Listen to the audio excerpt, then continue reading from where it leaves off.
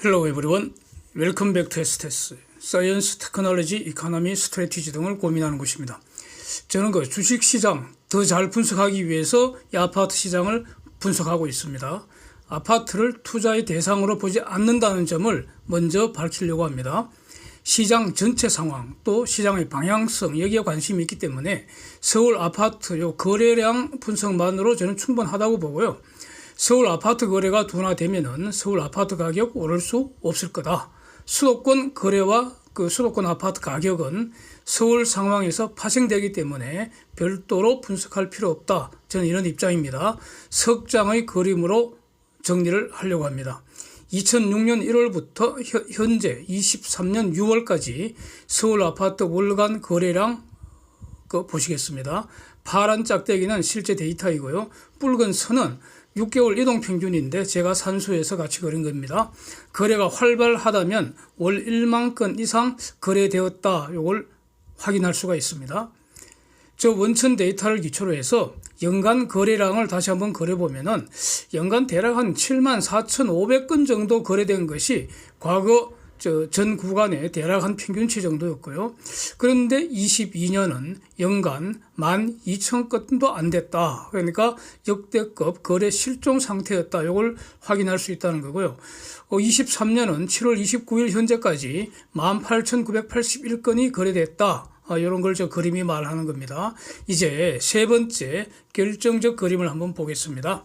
전 구간 일평균 거래량을 산수를 해서 이제 그렸는데 2006년부터 21년까지 16년간 매일 평균 317건 거래됐고요. 서울 아파트 거래량입니다. 19년부터 21년까지 3년간은 거래량이 그 정점에서 거래가 둔화되는 조짐이 저때 이미 있었던 것으로 보이고요. 이 시기 일평균 거래량은 대략 276건으로 이렇게 피크아웃 됐다는 겁니다. 그래서 저는 매우 오래전부터 가령 적어도 한 10년은 넘었는데 제가 적용하는 어떤 일관된 기준이 있습니다. 일평균 150건 미만은 거래 침체다. 이렇게 저는 define, 정의를 하고 있습니다. 제가 이렇게 정의를 합니다. 그래서 이걸 감안해서 그림을 보시면 22년 연간 일평균 50건이었습니다. 와, 이거 50건. 특히 22년 10월은 역사적 최저 수준인 하루 평균 28건 거래됐습니다. 그러니까 거래 완전히 그냥 실종, 거래 두절, 거래 없었다 이거죠. 근데 작년 11월부터 거래가 미세하게 늘어나기 시작해서 23년 4월이 이제 159건이 되었고요. 그래서 이제 저희 기준에 의하면은 거래 침체 상태에서는 이제 벗어난 거다. 그러면 거래가 활황이 됐느냐? 그건 아니라는 겁니다. 그하고는 또 별개의 문제입니다. 6월에는 일평균 192건까지 늘었습니다.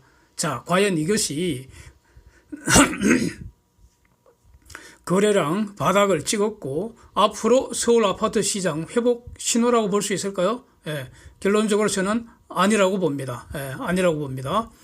21년 9월부터 23년 3월까지 장장 19개월 서울 아파트 역사적 최장기간 거래 침체 상태였는데 과거에는 말이죠. 아파트가 거래 침체 되더라도 고작 한 석 달, 빠르면 석 달, 길어도 한 6개월 정도 이렇게 단기에 끝나고 회복되면은 금방 평균 수준으로 빠르게 복귀했습니다. 지금은 장장 19개월 연속 침체되었고요.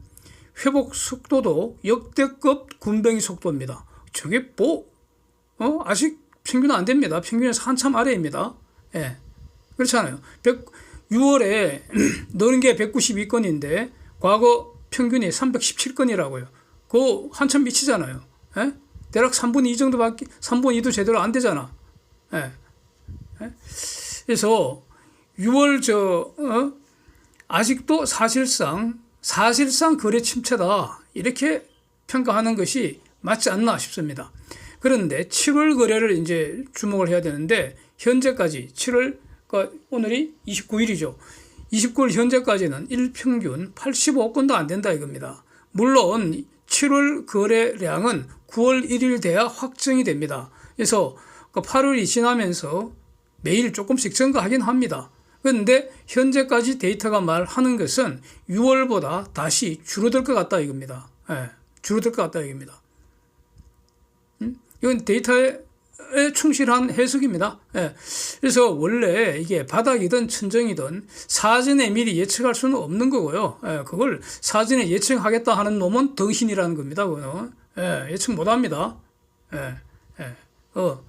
예측하겠다는 놈은 하여튼 덩신입니다. 그거는. 예. 그런 거 들을 필요 없고요. 그러면 바닥 천정은 뭐냐? 결국 세월이 흐른 후에 확인하는 겁니다. 예. 이게 천재의 태도입니다. 예. 현재 거래 회복은 거래 실종 상태에서 살짝 반등하다가 다시 꺾이는 거 아니냐. 사실상 거래 침체 연속으로 평가하는 것이 데이터에 충실한 거 아니냐. 이렇게 정리하겠습니다. 부동산 거래에서 파생되는 모든 관련 산업, 이거 바로 내수 산업의 중요한 한 축인데 이게 지금 매우 힘들 거다. 예? 엄청난 혹독한 구조조정이 진행되고 있다. 이런 것을 의미를 합니다. 이거 주식 투자할 때 매우 중요하겠죠. 예. 내수산업 재미없다 이겁니다. 예. 그 다음에 향후 아파트 가격 전망할 때 절대 무시해서는 안 되는 데이터 두 가지 종류가 있습니다. 일단 요와 관련된 거를 그림 석장으로 이제 한번 진행해 보겠습니다. 관련된 여러 가지 내용들은 이전에도 많이 다루었습니다. 이 아파트 관련 최소한 한 달에 한 번 이상 이런 영상을 올렸기 때문에 그게 많이 나와 있는데 최근에 나온 거 두 종류 석장 준비를 했습니다.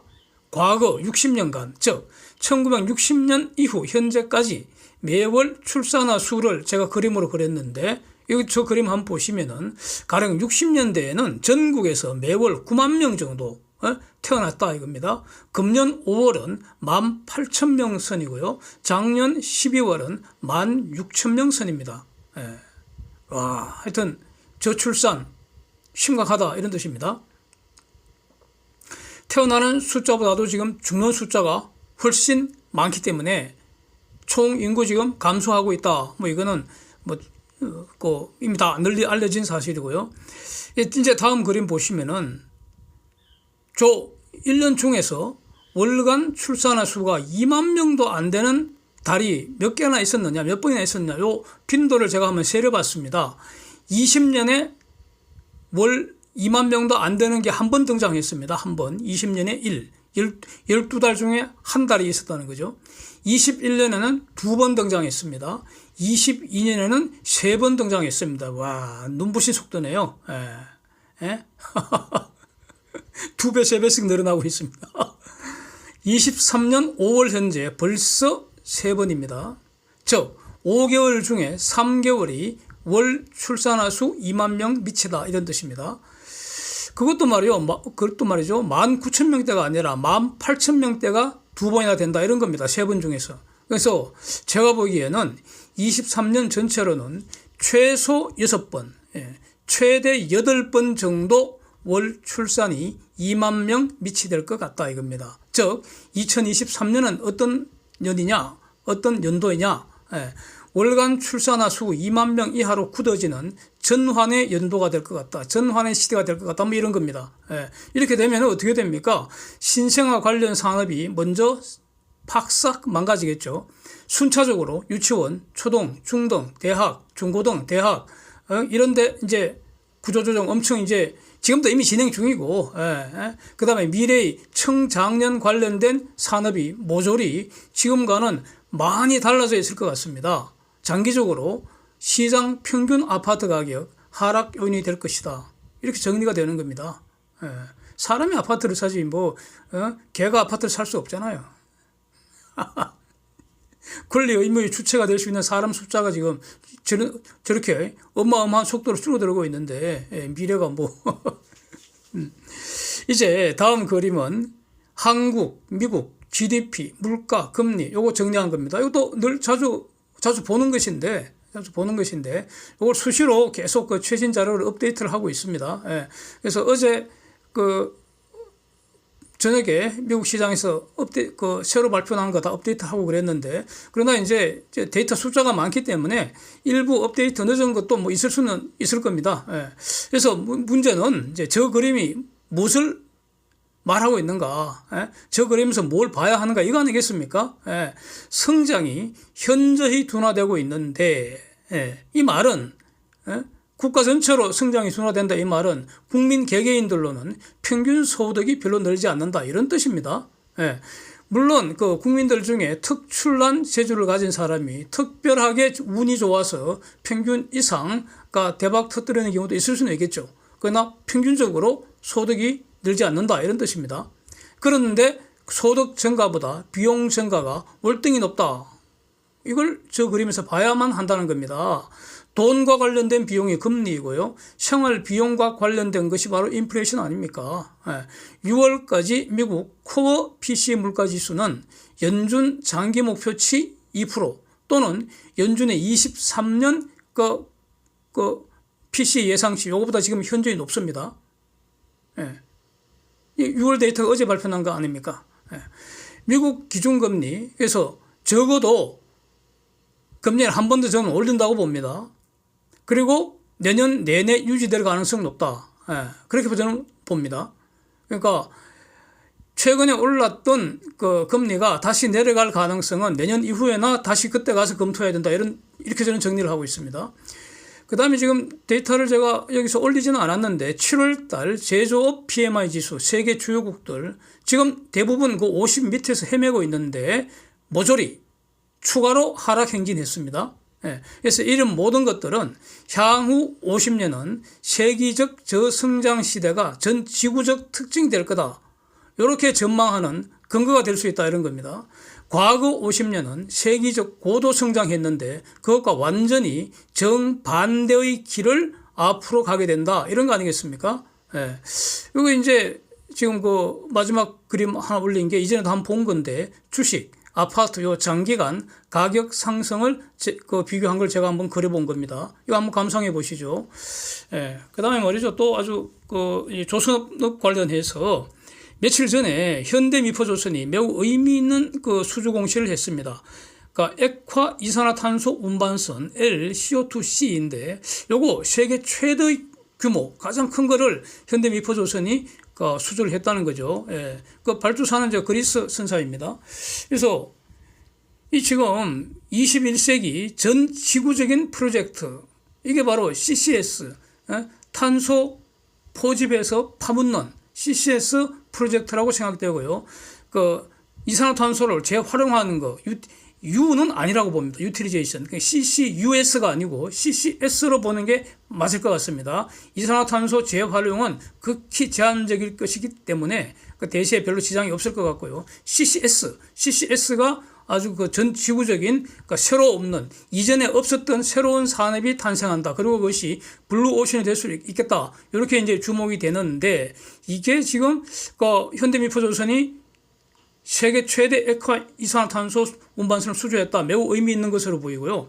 저는 이 CCS 이 산업에서 지금 삼성중공업이 이 분야 선도할 것으로 저는 보고 있습니다. 요와 관련된 어떤 자료를 다음 영상에서 한번 보고요. 그 다음에 지금 삼성중공업 주가가 연일 52주 신고가 갱신 랠리 계속 이어가고 있습니다. 아주 그래서 매우 행복합니다.